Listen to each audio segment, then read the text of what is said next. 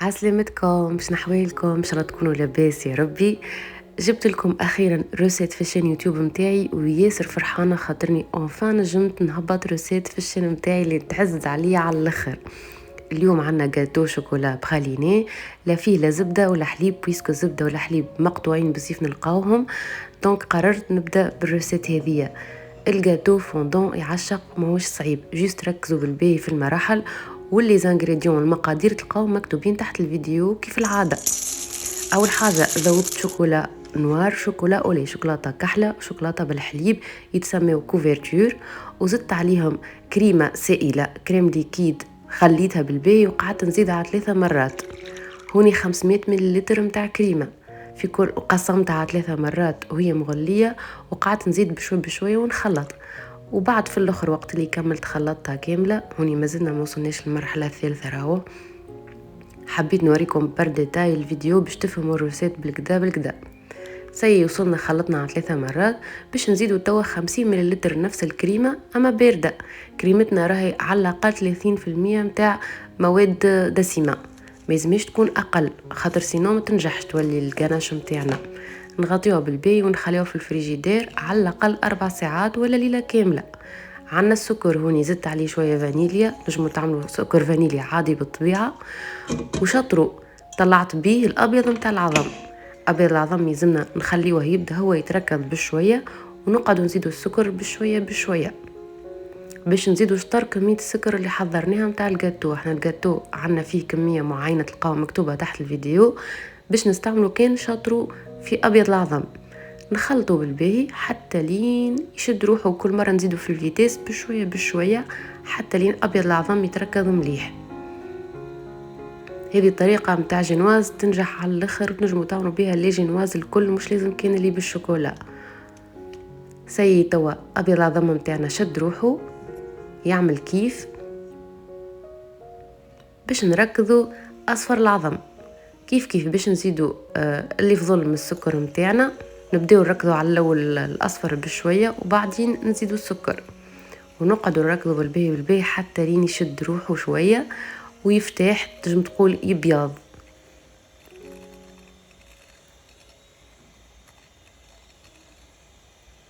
على قد ما نركضوا على قد ما احسن.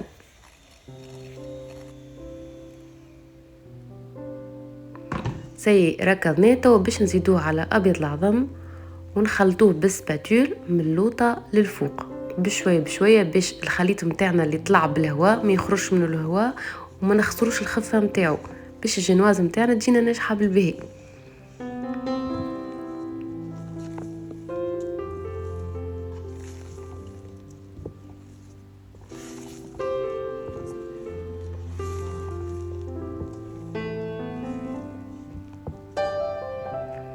شوفوا محلاه الخليط كيفاش خرج ياسر مزيان، يعمل كيف. تو باش نزيدوا الفيرينه واللوز والكاكاو اللي ديجا مغربلين بالباهي. وراهو على فكره تنجموا تعوضوا الفيرينه بليتو اللوز والكاكاو بالفيرينه تولي لكم جينواز بيضاء، والا تنحيوا الكاكاو تعوضوه بالفيرينه وتولي لكم جينواز بيضاء باللوز. المهم ديما نفس المقادير، كيف نخلطوا من اللوطه للفوق بشويه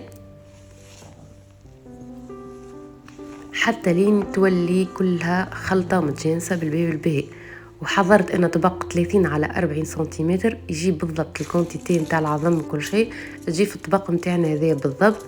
نحاول نوزعوه بطريقة متساوية، والفور بيان سور سخن على 180 درجة، يكون ديجا حاضر على 180 درجة من الفوق ومن اللوطة، ونخليو الجنواز متاعنا تطيب 10 دقائق. سي هوني طابت باش نخليوها تبرد، وهوني سي القناش تعديت عليها 4 سوايع باش نركزوها على فيتيس، كل مرة نقاويو بشوية بشوية ونردوا بالنا. الحاجة الوحيدة اللي لازم نردوا بالنا فيها في القناش هذه ما يلزمش تركض أكثر من اللازم، سينو تبدأ تحبب.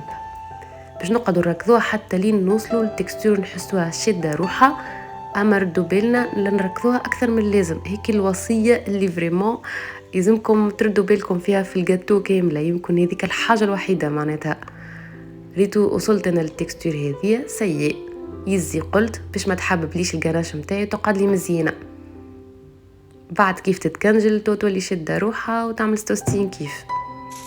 عبيت البوش متاعي، حضرت هذيا قالب 20 على 20، وقصيت الجناش متاعي على 2 مربعات 20 على 20، وزوز مربعات بليتو زوز مستطيلات اللي فضلوا عملت بيهم المربع الثالث باش هكاك نتحصلوا على 3 طبقات الجاتو. وبديت نعمل في المونتاج، بديت اول حاجه بزوز مستطيلات اللي عملوا لنا المربع الثالث، وقعدت نحط في السيرو متاعي. السيرو هو عباره على سكر وماء. السكر شطر الكميه متاع الماء، دوب ذاب السكر وانا طفيت عليه. هذاك هو السيرو كيفاش نعمله انا. وبعدين حطيت الطبقه الاولى متاع الجناش،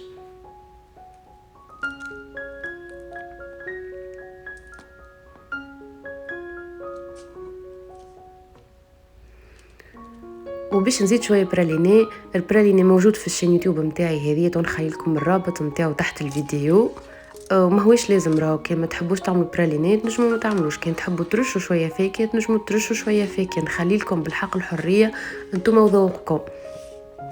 نستويو شويه الجاناش نتاعنا ونزيدوا الطبقه الثانيه نتاع الجينواز.